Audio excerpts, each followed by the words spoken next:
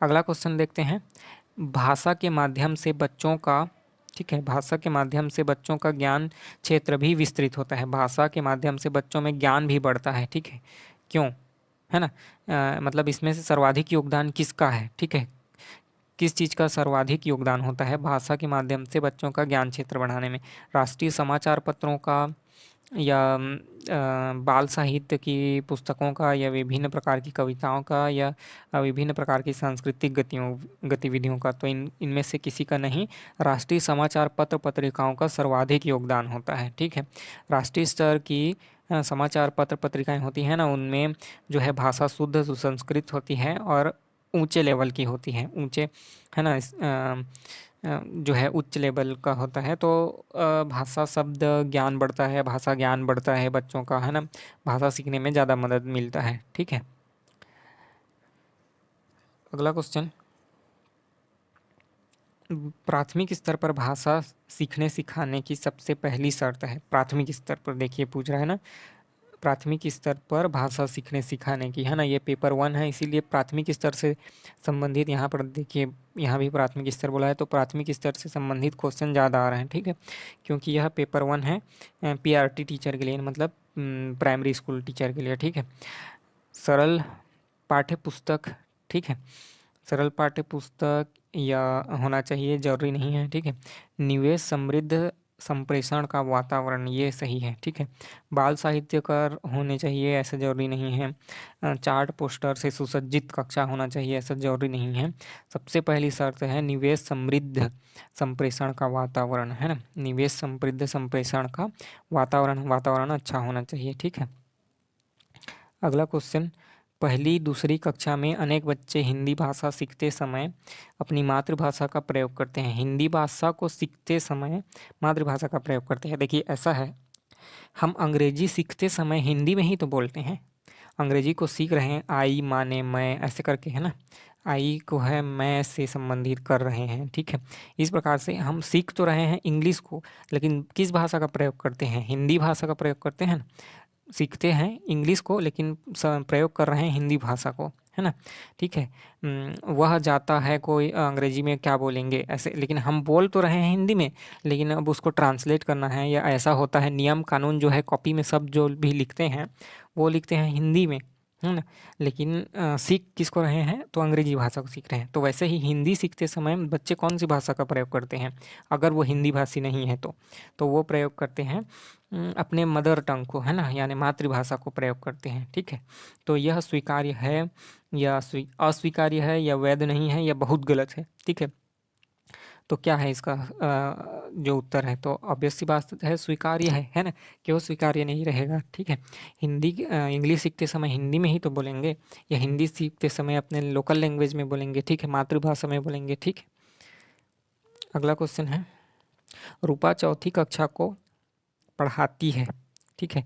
उन्होंने गुजराती लोक कथा मुफ्त ही मुफ्त पढ़ाने के बाद बच्चों से पूछा कि उनकी भाषा में आदर के लिए किन शब्दों का प्रयोग किया जाता है। जैसे गुजराती भाषा में भाई बहन ऐसा बोला जाता है, ठीक है, का प्रयोग किया जाता है। तो रूपा पूछती है कि बच्चों तुम्हारी भाषा में किस शब्द का प्रयोग किया जाता है। तो ये जो रूपा चाह रही है यानी उसका उद्देश्य क्या है, ऐसे बच्चों से पूछती है तो क्यों पूछ रही है, उसका उद्देश्य क्या है? अन्य भाषाओं को जानना चाहती है? सभी बच्चों को अवसर देना चाहती है?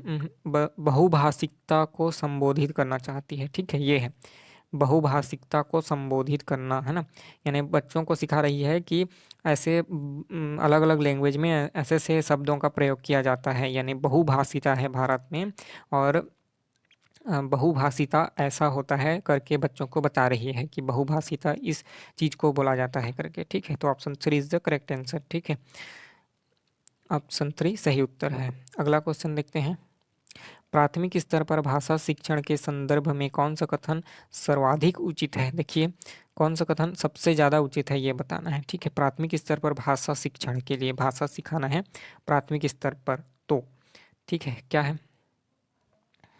बच्चों को क्रम से भाषा कौशल सिखाए जाने चाहिए, क्रम से भाषा कौशल सिखाए जाने चाहिए। ये सर्वाधिक उचित नहीं है, सर्वाधिक उचित पूछा गया है, ठीक है। बच्चों को केवल भाषा की पाठ्यपुस्तक ही दे दी जाए ऐसा ज़रूरी नहीं है, ठीक है, कि भाषा का ही सीधा दे दो। सभी बच्चों के प्रगति समान रूप से होनी चाहिए ऐसा ज़रूरी नहीं है, ठीक है।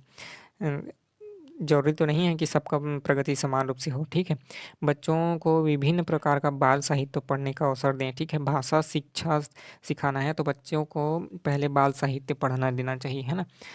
छोटी-छोटी बाल साहित्य कविताएँ जैसे पंचतंत्र की कहानियाँ ऐसे छोटे-छोटे, है ना, कहानी कविताएँ पढ़ने के लिए देना चाहिए, है ना, छोटे स्तर पर, प्राथमिक स्तर पर। बच्चों के भाषा विकास के लिए ज़रूरी है बच्चों को, है ना, भाषा विकास के लिए क्या ज़रूरी है? बच्चों के भाषा विकास के लिए क्या ज़रूरी है यहाँ पर पूछा गया है, ठीक है। बच्चों को अनुकरण के लिए प्रोत्साहित करना चाहिए, भाषा प्रयोग के अवसर देना चाहिए, व्याकरण सीखने के लिए प्रोत्साहित करना चाहिए, साहित्य पढ़ने के लिए पुरस्कृत करना चाहिए। तो ये तीनों नहीं है। क्यों बता रहा हूँ मैं? देखिए, भाषा को प्रयोग करने का अवसर देना चाहिए ना, जब भाषा सिखाना है ना बच्चों को, तो सबसे ज़्यादा ज़रूरी है कि उनको बोलने के लिए बोला जाए, ठीक है।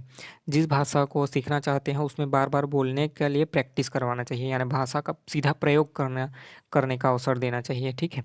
अ, जितना ज़्यादा बोलेंगे उतना ज़्यादा सीखेंगे, क्योंकि सुनकर बोलकर ही ज़्यादा सीखा जाता है भाषा। ये सिर्फ़ भाषा के कंडीशन में बता रहा हूँ ना, अन्य सब्जेक्ट का नहीं। लेकिन भाषा को ना बोलकर और सुनकर यानी अनुकरण करके, है ना, दूसरों को के लिए देख करके सुन करके ज़्यादा होता है। तो भाषा के प्रयोग का अवसर ज़्यादा देना चाहिए, ठीक है। अगला क्वेश्चन है, माया अक्सर बच्चों को लिखते समय अक्षरों को छोटा-बड़ा लिखती है या उनके बीच समान दूरी नहीं रख पाती। माया संभवतः किस चीज़ से ऐसा करती है? ये बहुत इम्पोर्टेंट क्वेश्चन है। ठीक है, देखिए, माया जब लिखती है तो शब्दों को किसी को छोटा, किसी को बड़ा, किसी के बीच में गैप ज़्यादा, किसी के बीच में गैप कम, इस प्रकार कर देती है, ठीक है। मतलब सही से नहीं लिख पाती, है ना? उसका हैंडराइटिंग सही नहीं है और मतलब हैंडराइटिंग यानी कि जो लिखा जाता है ना, उसका जो है एक विज्ञान होता है, उसका एक डायग्नोसिस होता है, उसके भी जानकार लोग रहते हैं हैंडराइटिंग के। तो वो बता देते हैं कि आपने किस भाषा में लिखा है या आपका हैंडराइटिंग कैसा है, उसके अनुसार आपके मन में क्या चल रहा है या आपका नेचर कैसा है। आप गुस्सैल प्रवृत्ति के हैं या अंतर्मुखी हैं या बहिर्मुखी व्यक्ति हैं, है ना, या मानसिक बीमारी से ग्रस्त हैं या मानसिक तनाव में हैं, ये पता चल जाता है आपने जिस लिखा है उसको देख करके, आपकी हैंडराइटिंग को, ठीक है। तो यहाँ पर यही बोला गया है कि छोटा बड़ा लिखती है और उनके बीच समान दूरी नहीं रख पाती। तो क्या प्रॉब्लम हो सकता है माया के साथ, ठीक है। लापरवाही, अज्ञानता तो है नहीं उसमें, है ना। अरुचि भी नहीं है, उस पढ़ना चाहती है लेकिन फिर भी ऐसा लिखती है। तो डिस्ग्राफिया, है ना, डिस्ग्राफिया, है ना, ये जो है बीमारी से ग्रसित है। डिस्ग्राफिया यानी उसका जो है उसका हैंडराइटिंग से संबंधित उसको परेशानी है, ठीक है। अगला क्वेश्चन देखें तो है यहाँ पर, भाषा अर्जन क्षमता सिद्धांत किससे संबंधित है?